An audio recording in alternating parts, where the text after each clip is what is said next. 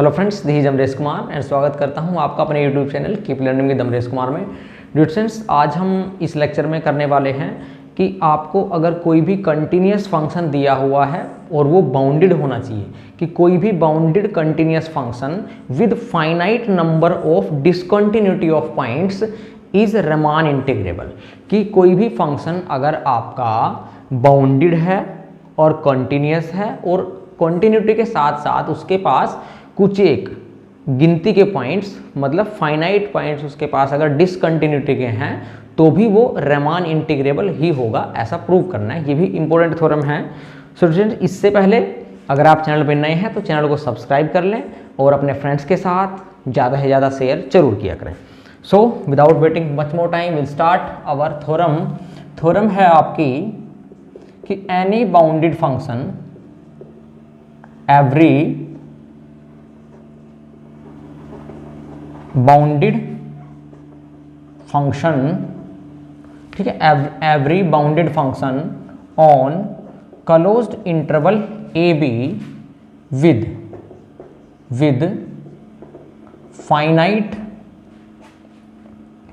Finite number of points of discontinuity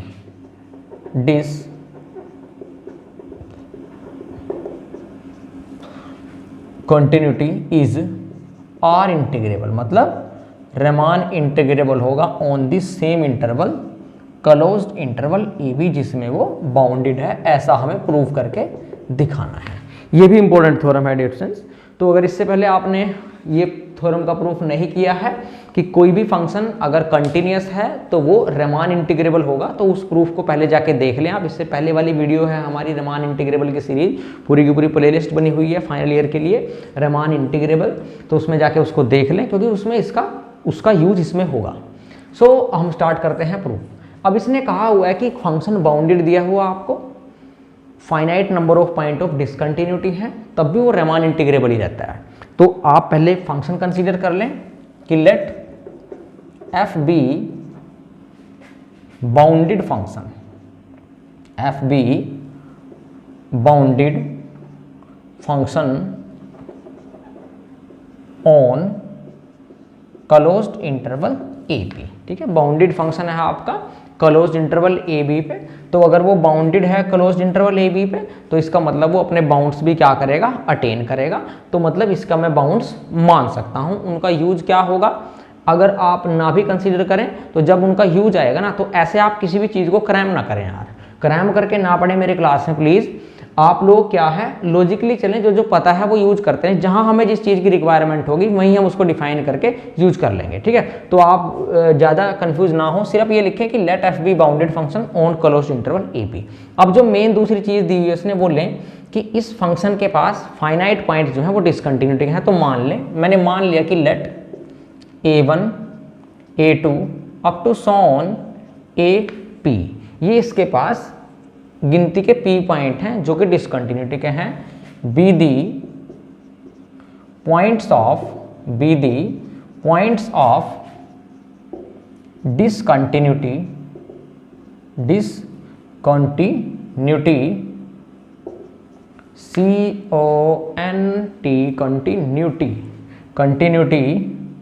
of continuity of f। ठीक है, a1 पे भी फंक्शन डिसकंटिन्यूअस है, a2 पे भी फंक्शन डिसकंटिन्यूअस है, a p पे भी फंक्शन क्या है, डिसकंटिन्यूअस है। ये हम लेके चले जो कि हमें दिया हुआ है। अब प्रूव करना आपने function Riemann integrable. Simple thing, जैसे कि मैंने प्रीवियस थ्योरम में बताया था आपको, जब भी किसी फंक्शन को, जब ना दिया हो फंक्शन, आपको जनरली बात करनी हो सभी फंक्शंस के लिए, जब भी रीमान इंटीग्रेबल प्रूव करना हो तो हमेशा हम क्या करेंगे, यही करेंगे, रफ में सोच लें अपने माइंड में कि U F P minus L F P, ये कैसे भी करके डिस्टेंस आपको क्या लाना है, लेस देन एप्सिलॉन। अगर ऐसा लाने में कामयाब हो गए तो क्योंकि हम नेसेसरी सफिशिएंट कंडीशन प्रूव कर चुके हैं कि अगर ऐसा हो जाता है तो फंक्शन रीमान इंटीग्रेबल हो जाता है। वीडियो नहीं देखी है तो जाके देख लें, उसको प्लेलिस्ट में पड़ी हुई है रीमान इंटीग्रेबल वाली में। अब इसको कंटिन्यू कर लेते हैं भैया। तो देखो मैं थोड़ा सा यहाँ पे क्या करूँगा, एक लॉजिक लगाऊंगा, मतलब कि एक फंडा क्रिएट करेंगे। फंडा है अपना, फंडा भी लॉजिकली ट्रू है, सही है। जैसे फंडा क्रिएट करूंगा समझ भी आ जाएगा फंडा क्यों किया। देखो मैं क्या करता हूं, इन डिसकंटिन्यूटी पॉइंट्स को जो है कवर कर लेता हूं ऐसे इंटरवल्स में जो कि आपके क्या हैं, डिसकंटिन्यूटी के पॉइंट नहीं हैं। ऐसे इंटरवल्स में इनको आप मैं क्या कर लेता हूं, बाउंड कर लेता हूं, मतलब इनको एडजस्ट कर देता हूं। तो लैंग्वेज तो मैं बाद में ही बताऊंगा आपको क्या लिखनी है, अभी जस्ट आप इसको समझें कि मैंने किया क्या। देखो सपोज करो ये कोई लाइन है हमारे पास डिस्टेंस, ठीक है, इस पे यहाँ पे पॉइंट पड़ा हुआ है पॉइंट ए, और यहाँ पे पॉइंट पड़ा हुआ है आपका बी। तो जाहिर सी बात है ए बी के बीच में ही आपको ये डिसकंटिन्यूटी के पॉइंट दिए होंगे। तो यहाँ पे मैंने मान लिया कि जो ये वाला पॉइंट है डिस्टेंस, यहाँ पे A1 इस पॉइंट पे डिसकंटिन्यूअस है फंक्शन। यहाँ मैंने मान लिया A2 जो पॉइंट है वहाँ पे भी डिसकंटिन्यूअस है function, up to so on. और यहाँ पे मैंने मान लिया कि जो पॉइंट है वो AP है जिस पे फंक्शन क्या है, डिसकंटिन्यूअस है। मैंने सेटिंग क्या करी कि A1 पॉइंट को ना इस सब इंटरवल में A1 dash A1 double dash इसमें क्या कर दिया, इसको हाइड कर दिया कि A1 dash A1 double dash, A2 को ऐसे A2 dash A2 double dash इसमें बंद कर दिया। AP को सिमिलर वे में AP dash AP double dash intervals में इनको कंटेन हमने कर दिया। अब आपने लैंग्वेज कैसे लिखनी है, late us consider A1 A2 AP be the point of discontinuity of F and let us cover these points be non overlapping sub intervals A1 A1 double dash A2 dash A2 double dash up to so on AP dash AP double dash. Let us consider points of discontinuity A1 A2 AP and cover them with the P+1 non overlapping sub intervals। P+1 तो है नहीं, वैसे P है, एक सब interval ये है, दूसरा ये P है। तो ऐसे कह दें कि let us consider A1 A2 AP be the point of discontinuity of and let us cover with the P non overlapping सब इंटर। नॉन ओवरलैपिंग से मतलब ये एक दूसरे को ओवरलैप नहीं करेंगे। ऐसा नहीं कि A1 डबल डैश यहाँ है तो A1 डबल डैश यहाँ से जाके A2 डैश के अंदर इधर घुस जाएगा, नॉन ओवरलैप नहीं करेंगे। ये अलग है A1 dash A1 double dash, ये अलग है A2 dash A2 double dash, ये AP dash AP double dash आपका अलग है। फंडा क्लियर? उसके बाद समझें, देखो अब यहाँ पे दो कैटेगरी आ चुकी है डिस्टेंस आपकी। केस फर्स्ट अगर मैं लिखूँ कैसे, देखो केस फर्स्ट की अगर बात करें तो एक तो कैटेगरी ये आ गई मेरे पास कि अगर मैं बात करूं इन सब इंटरवल्स की कि A1 dash A1 double dash, दूसरा A2 dash A2 double dash up to so on AP dash AP double dash. एक तो ये कैटेगरी है, मतलब क्या, जो आपके डिसकंटिन्यूटी के पॉइंट हैं वो इनके अंदर कवर हो गए। तो एक तो कैटेगरी ये बन गई कि A1 dash A1 double dash A2 dash A2 double dash up to so on AP dash AP double dash. एक कैटेगरी तो आपने ये बना ली, ठीक है डिस्टेंस। इसमें कोई डाउट किसी को? कोई डाउट है तो कमेंट जरूर कर दीजिएगा। अब क्या जो दूसरा केस बचा, अगर मैं यहीं पे बताऊं आपको तो वो क्या होगा, देखो ये वाला बचेगा ना, A से A1 डैश ये स्पेस बचा, A1 डबल डैश से A2 डैश ये वाले स्पेस बची, और बीच में ये वाला स्पेस बचा और ये वाला स्पेस बचा। इसको हम बाद में कवर कर लेंगे। कैसे करेंगे देखो यहीं पे बता दूं अगर आपको रफली एकदम से। देखो अब जो ये एक स्पेस बचा है A से A1 dash A1 double dash से A2 dash up to so on AP double dash से B, यहाँ पे कोई भी पॉइंट डिसकंटिन्यूटी का नहीं है। यहाँ पे फंक्शन हमेशा क्या है, कंटिन्यूअस है। और हम प्रीवियस थ्योरम कर चुके हैं कि अगर फंक्शन कंटिन्यूअस होता है तो वो रेमान इंटीग्रेबल होता है। तो जो बाकी ये P+1 सब इंटरवल्स बचे, देखो A से A1 डैश मतलब ये आपका A से है तो A1 डैश A से A1 dash up to so on AP double dash से B, जो जितने भी ये सब इंटरवल्स बचे, तो अगर मैं इनकी बात करूं तो इनमें फंक्शन क्या है, कंटिन्यूअस है। कंटिन्यूअस होने की वजह से फंक्शन रेमान इंटीग्रेबल डायरेक्ट हो जाएगा। कहां से? पिछले वाली थ्योरम से कि अगर फंक्शन कंटिन्यूअस है तो रीमान इंटीग्रेबल होगा ही होगा। बात आती है पहले वाले केस की कि इनमें फंक्शन को रीमान इंटीग्रेबल कैसे करेंगे। रीमान इंटीग्रेबल करना मतलब इन केसेस के लिए मुझे UFP माइनस LFP को लेस देन एप्सिलॉन लेके आना है। अगर मैं ले आया तो हमारा प्रूव हो जाएगा इस केस में भी कि फंक्शन रीमान इंटीग्रेबल है।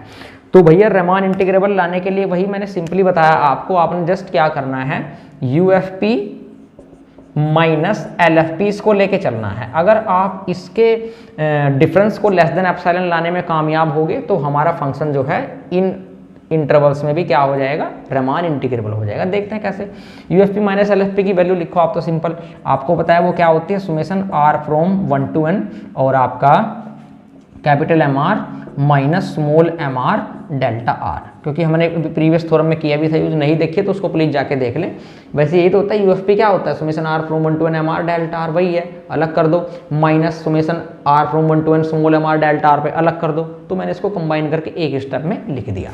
उसके बाद डिफरेंस देखो, अब हमें एक चीज पता है कि मैं इसको ऐसे लिख सकता हूँ कि which is less than equal to summation, और सुमेशन भी मैं अगर बाहर लगाऊं बाद में, देखो अभी तो ये लिख रहा हूं कि m माइनस m और summation r from 1 to n और डेल्टा r। ये कहाँ से आया, देखो मुझे एक चीज पता है, क्योंकि फंक्शन मेरा बाउंडेड है। अगर फंक्शन बाउंडेड है तो वो अपने बाउंड्स को अटेन करेगा, तो मैं यहीं पे कंसीडर कर सकता था। ये यहाँ पे रीजन में भी कंसीडर करके दे सकते हैं आप, उसको कैसे देंगे मैं यहाँ पे लिख दे रहा हूँ कि कैपिटल M क्या है आपका, LUB है F का, लेकिन पूरे के पूरे इंटरवल क्लोज इंटरवल AB में, और स्मॉल m आपका GLB है F का ऑन क्लोज्ड इंटरवल AB में।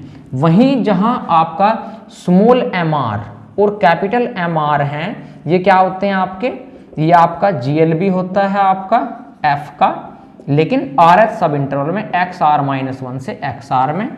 ये LUB होता है आपका F का ऑन RH सब इंटरवल XR-1 to XR। इनकी अगर बात की जाए, देखो ये सब इंटरवल है किसका, है तो सब इंटरवल इसी के अंदर से ये, ठीक है डियर स्टूडेंट्स। तो अगर मैं बात सिंपल सी बताऊं आपको फंडा, कि जो स्मॉल m और कैपिटल स्मॉल m और स्मॉल mr में रिलेशन होता है वो क्या होता है आपका, देखो चलो आप इसको भी छोड़ दो, ये तीनों चीजें लिख दी भाई। स्मॉल mr और कैपिटल mr में क्या रिलेशन होगा, या तो दोनों इक्वल होंगे या हमेशा जो कैपिटल mr है वो ग्रेटर होगा, क्योंकि वो अपर बाउंड है, समझे। और स्मॉल m क्या है डियर स्टूडेंट्स, पूरे के पूरे क्लोज्ड इंटरवल का वो लोअर बाउंड है। पूरे क्लोज्ड इंटरवल का लोअर बाउंड सपोज करो थोड़ी देर के लिए आप स्मॉल a मान लो, स्मॉल a सबसे छोटा पॉइंट है और r-1 उससे आगे कहीं से होगा, तो इसका मतलब XR-1 वाला बड़ा है, इसका मतलब तो क्या स्मॉल mr बड़ा है। तो मैं यही कह सकता हूँ या तो इक्वल होगा या स्मॉल mr बड़ा होगा। ये चीज कैपिटल M पे भी होल्ड होगी। कैपिटल M क्या है, अपर बाउंड है इसका, तो अपर बाउंड ऐसे याद रखें थोड़ी देर के लिए कि कैपिटल B सबसे बड़ा पॉइंट है तो वही अपर बाउंड होगा। लेकिन अगर मैं यहाँ कैपिटल MR की बात करूँ तो XR है, तो वो तो B से कहीं पीछे ही होगा ना XR, तो मैं कह सकता हूँ कि कैपिटल M क्या है आपका बड़ा। तो ये रिलेशन होता है इनमें, ठीक है डिस्टेंस। उसके बाद तो यहां से आप अगर चेक करें, देखो इस m को उधर भेज दें और इस mr को इधर भेज दें, तो ये बन जाता है यहां से कि कैपिटल MR माइनस MR जो है, इनका डिफरेंस जो है कैपिटल M माइनस M से क्या होता है, ये लेस देन इक्वल टू होता है। दोबारा देख लें, MR को स्मॉल mr को कैपिटल MR के माइनस कर दिया और स्मॉल m को राइट मोस्ट कैपिटल M के हमने माइनस कर दिया।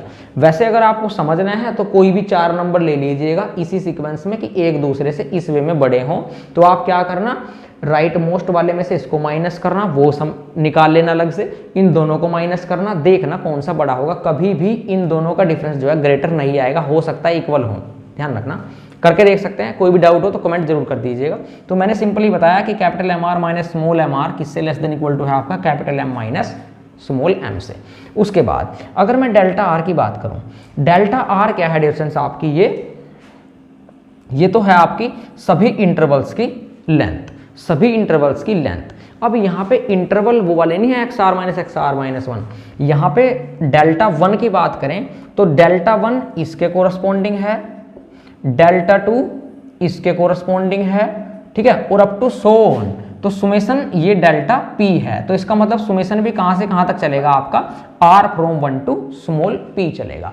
इसके कोरस्पोंडिंग डेल्टा 1 क्या है, a1 double dash minus a1 dash, यहाँ पे a2 double dash minus a2 dash, ap double dash minus ap dash. ये टोटल लेंथ है, ये भी r फ्रॉम 1 टू क्या है, p है। ये टोटल लेंथ है आपकी इन सब इंटरवल्स की। तो डियर स्टूडेंट्स जहां पे भी आपने ये इंट्रोड्यूस कराए थे a1 dash a1 double dash, तो आपको क्या चाहिए, आप सिंपली सोच लें, देखो आपको m माइनस एम तो नहीं चाहिए, एप्सिलॉन चाहिए इधर।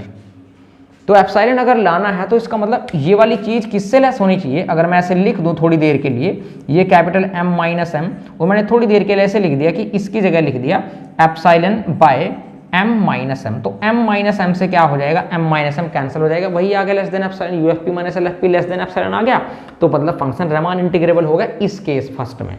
तो क्या ऐसा लिख सकते हैं आप, तो जहां पे भी आपने ये इंट्रोड्यूस किए थे तो आप ऐसा भी इंट्रोड्यूस कर सकते हैं। आप इनको इस तरीके से एडजस्ट कर लो, इतने छोटे छोटे ले लो कि इनका टोटल कंट्रीब्यूशन जो है, टोटल कंट्रीब्यूशन जो है इनकी लेंथ्स का सम जो है वो लेस ही रहे epsilon by m minus M से। तो यहीं पे कंसीडर जहां पे आपने किए थे कि let us consider p non overlapping sub interval a1 dash a1 double dash a2 dash a2 double dash ap double dash with the total sum of length of these intervals is less than epsilon by m minus M. किसी और चीज की requirement होगी तो वो भी हम consider कर लेते कि total contribution of the sum of these intervals, total sum of lengths of these sub intervals is less than epsilon by 2m minus m भी कंसीडर कर सकते हो कि मुझे एप्सिलॉन बाई 2 की नीड पड़ेगी, क्योंकि एप्सिलॉन बाई 2 मैं इसको लाऊंगा और केस सेकंड में भी मैं एप्सिलॉन बाई 2 लाऊंगा, तो एप्सिलॉन बाई 2 क्या हो जाएगा, एग्जैक्ट एप्सिलॉन हो जाएगा आपका। तो अभी तो आप क्रैम ना करें, अभी तो आप सिर्फ याद रखें कि m माइनस एम की नीड थी मुझे, तो मैंने टोटल कंट्रीब्यूशन इनका क्या कर दिया, लेंथ्स का epsilon by m minus M कर दिया। दोबारा समझ लें यार एक बार, अगर नहीं समझ आ रहा यहीं पे लिख देना यार, कोई ज़्यादा बड़ी बात नहीं है कि where total sum of lengths of these subintervals is less than epsilon by m minus m, therefore this. ठीक है, ये हो गया। उसके बाद अगर मैं केस सेकंड की बात करूं, केस सेकंड भी इजी है वैसे तो, उसमें तो कुछ करना ही नहीं। अब मेरे पास क्या है, देखो a से a1 dash a2 a1 dash, एक तो सब इंटरवल ये है, एक है a2 a1 डैश, एक है a1 double dash to a2 dash, a1 double dash to a2 dash और up to so on. Last में क्या है, AP double dash to B। ये सब इंटरवल्स हैं हमारे पास। अब इन सभी इंटरवल में फंक्शन क्या है, कंटिन्यूअस है, क्योंकि डिसकंटिन्यूअस तो A1 A2 AP पे था, वो उनका केस हमने कर दिया, उन केस में तो हमने फंक्शन को रीमान इंटीग्रेबल दिखा दिया, UFP minus LFP less than epsilon आ गया। अब अगर इनकी बात करें तो पहली चीज तो ये चेक करना है हमें कि ये हमारे जो इंटरवल्स हैं कितने हैं। देखो A2 A1 डैश, फिर A1 डबल डैश से A1 डैश कितने हैं ये आपके, तो बात करें अगर यहाँ पे देखो A1 फिर A2 फिर A3 AP, तो A1 A2 AP 1 से P तक तो ये है, P तो ये हो गए और एक एक्स्ट्रा ये है जहां पे A से स्टार्ट है, तो ये टोटल P प्लस 1 सब इंटरवल्स हैं। तो मैं ये कह सकता हूं कि इन टोटल P प्लस 1 सब इंटरवल्स में फंक्शन क्या है, कंटिन्यूअस है। तो देयरफॉर सो डिस्टेंस, अभी आपको ये पता चला, मैंने अभी भी बताया कि ये कितने सब इंटरवल्स हैं आपके, P प्लस 1 हैं। तो मैंने अब ये बताना है कि अगर आप, क्योंकि इन P प्लस 1 सब इंटरवल्स में फंक्शन क्या है, कंटिन्यूअस है, तो आप डायरेक्ट कह सकते हैं कि जो टोटल कंट्रीब्यूशन होगा इसका, इस सम का UFP माइनस LFP ऑसिलेटरी सम का, वो क्या होगा आपका, लेस देन होगा, क्योंकि इन P प्लस 1 सब इंटरवल्स में फंक्शन क्या है, कंटिन्यूअस है, तो रीमान इंटीग्रेबल होगा। तो हम लिख सकते हैं UFP minus LFP less than epsilon. तो मैं एप्सिलॉन नहीं लिखूंगा, तो मैं ऐसे लिख दूं भाई कि एप्सिलॉन बाय P प्लस 1। ठीक है, कि मान लिया मैंने कि 1 का 2 का 3 का P प्लस 1 सब इंटरवल हैं, तो मैंने इनका कंट्रीब्यूशन मान लिया एप्सिलॉन बाई, मतलब हर सब इंटरवल का, मतलब इस सब इंटरवल के केस में जो UFP माइनस LFP है वो less than epsilon by P plus 1 है। अलग से इसके केस में भी UFP माइनस LFP क्या है, एप्सिलॉन बाई P प्लस 1 है। इसके केस में भी एप्सिलॉन बाई P प्लस 1 है। तो टोटल अगर मैं कहूं तो टोटल कितने हैं ये P प्लस 1, तो टोटल कॉन्ट्रीब्यूशन कितना हो जाएगा, P प्लस 1 की प्रोडक्ट भी आपकी इसमें हो जाएगी, ठीक है। क्योंकि हर का देखो, इसका भी हमने UFP minus LFP less than epsilon by P plus 1 मानना, इसका भी सबका है, तो P प्लस 1 की प्रोडक्ट भी होगी, ये हो गया। उसके बाद P प्लस 1 से P प्लस 1 कैंसिल हो गया, तो यहाँ पे भी ये UFP minus LFP less than epsilon आ गया। तो लेकिन मुझे दोनों को सम भी करना है, ओवरऑल दिखाना है ना मुझे, तो पूरे के पूरे इंटरवल ए बी में रीमान इंटीग्रेबल। तो आप अगर एप्सिलॉन बाई 2 कर दें, यहाँ पे एप्सिलॉन बाई 2 कर दे तो टोटल एप्सिलॉन हो जाएगा। तो ये आप यहाँ पे एप्सिलॉन बाई 2 P प्लस 1 कह देते टोटल कंट्रीब्यूशन। यहाँ पे ऐसे ही आप एप्सिलॉन बाई इसको क्या कह देते कि total contribution of the sum of the sub intervals की लेंथ का A1 dash A1 double dash ये कितना है, epsilon by 2 into M minus 1 है, तो ये कितना आ जाता है, एप्सिलॉन बाई 2 आ जाता है। M माइनस M से M minus M cancel, epsilon by 2। तो टोटल जो अब ओवरऑल आ चुका है आपका, मैं कह सकता हूँ दोनों को मिला के बाई, इसको इक्वेशन नंबर 1 नाम दे दे, इसको 2 नाम दे दे, बाई 1 एंड 2 क्या हो गया, UFP माइनस LFP क्या हो गया, लेस देन एप्सिलॉन आपका आ चुका है। यही प्रूव करना था आपको कि फंक्शन के पास अगर फाइनाइट पॉइंट ऑफ डिसकंटिन्यूटी है तो वो क्या हो जाएगा, आपका रीमान इंटीग्रेबल हो जाएगा। सो डियर फ्रेंड्स, अगर आप चैनल पे नए हैं तो प्लीज़ चैनल को सब्सक्राइब कर लें और अपने फ्रेंड्स के साथ ज़्यादा से ज़्यादा जरूर शेयर किया करें यार। और आप लोगों के लिए मैंने टेलीग्राम ग्रुप पे एक चैनल बनाया है, टेलीग्राम पे एक चैनल बनाया है जिसका नाम है keep learning with Amresh Kumar. तो आप सिंपली जाके टेलीग्राम पे सर्च करें keep learning with Amresh Kumar, तो वो टेलीग्राम ग्रुप मेरा मिल जाएगा आपको, उसको ज्वाइन कर लें। वहाँ पे मैं आपको लेटेस्ट जो नोटिफिकेशंस हैं, अपडेट्स हैं, कोई भी नोट्स हैं, कोई भी क्वेरी, कमेंट, कोई भी डाउट, वो सबको सोल्व करते रहते हैं टाइम टू टाइम। सो आप प्लीज़ इसको ज्वाइन कर लें और ज़्यादा से ज़्यादा फ्रेंड्स के साथ शेयर जरूर करें, सब्सक्राइब जरूर कर दिया करें यार चैनल को।